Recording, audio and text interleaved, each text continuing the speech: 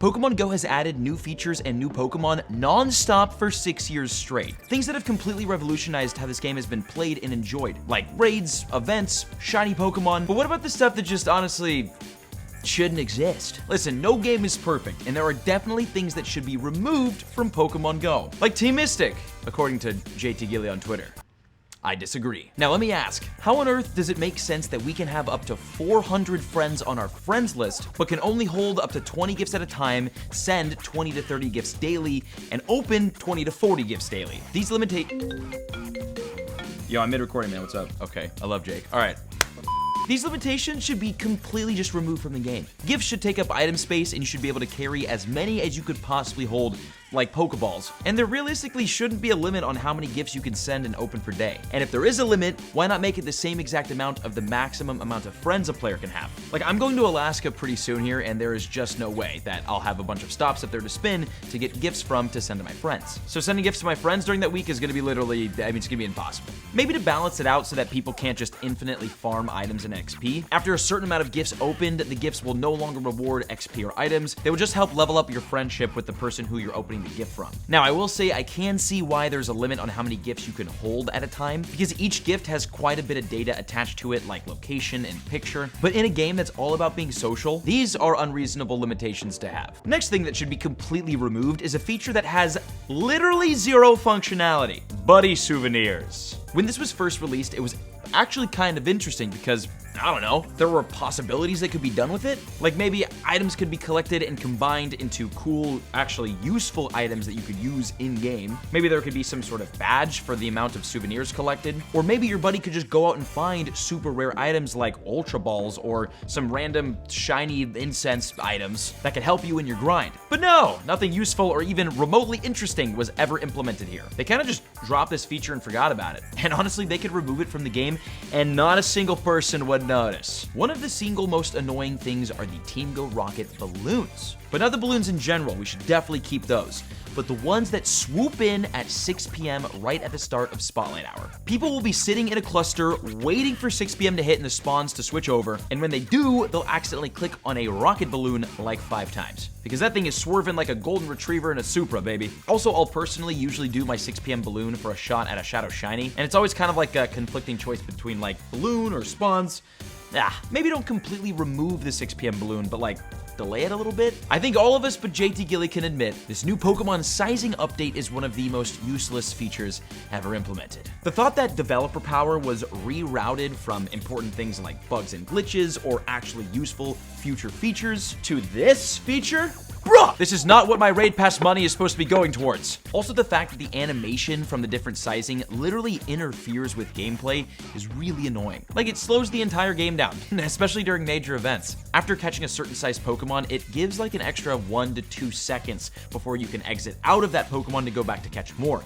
And those 1 to 2 seconds add up. It's why us players quick catch. Also, why am I being asked if I'm sure that I want to transfer an extra small Pidgey as if it were rare like a legendary or a shiny? Yeah, of course I want to transfer it. This entire feature could be completely wiped from the game and not many people would miss it at all. You're not just wrong, you're stupid. And it would speed the game back up, which is nice. Tier 1 raids are the absolute easiest thing to demolish in Pokemon Go, even for lower leveled trainers. And the fact that there's a 2-minute countdown timer at the start of the raid is wild. That definitely can be completely taken out of the game and replaced with something as simple as like a start raid button, or maybe the lobby would just auto start once you join. I guess the problem with like auto starting or start raid buttons would be that there would be a bunch of different raid lobbies starting at different times, which would make it hard to get a bunch of people pooled in one lobby together. And the problem with that would just be that there would be a lot more raid lobbies, which would be a lot more strain on Niantic's servers. But there's gotta be something here, man. Gotta be a fix for this. When sending a Pokemon from Pokemon Go to Pokemon Home, you can only send a certain amount of shiny and legendary Pokemon per day. My question is, why? Also, does this Pokemon Home limit exist in the other like main series Pokemon games? I'm not sure. Let me know in the comments. But if it doesn't, why then just with Pokemon Go? If people are struggling with storage and they have a bunch of shiny Pokemon or legendaries that they worked really hard to get, why not just let them dump them into Pokemon Home, like intended? Weird limitation should be completely removed. Did you know that you could only trade 100 Pokemon per day? After that point, no more trades allowed until midnight, which is a weird limitation to put on one of the most fundamental parts of the game. Pokemon Go is all about getting up and going out, and trading is all about interacting with your friends and local community face to face. The fact that there's a limit on how many trades a player can do in a day is actually wild. The only logical reason I can see for this is maybe Niantic is trying to limit the amount of good IV Pokemon and XL candies in Pokemon Go, because trading is like a really good way, probably the best way to get both. But still, why? There needs to be an incentive to use a feature, obviously. In my opinion, the daily trade limit should be completely removed from Pokemon Go. One of this game's absolutely most annoying features ever that should easily be taken out of the game forever are the NPC battlers on special event days and GoFest events. You know, those random trainers that are on Pokestops that you battle for like a couple Pokeballs and maybe some Stardust?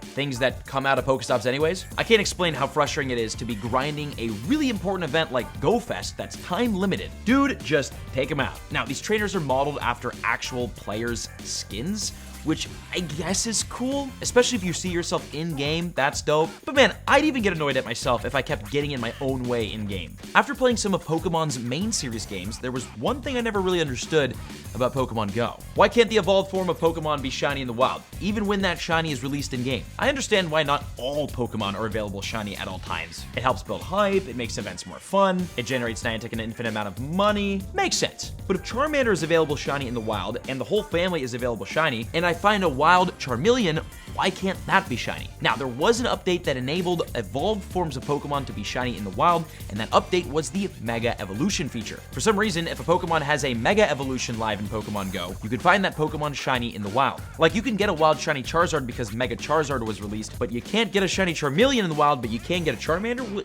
Why? That restriction definitely should be removed. I know we're all thinking it.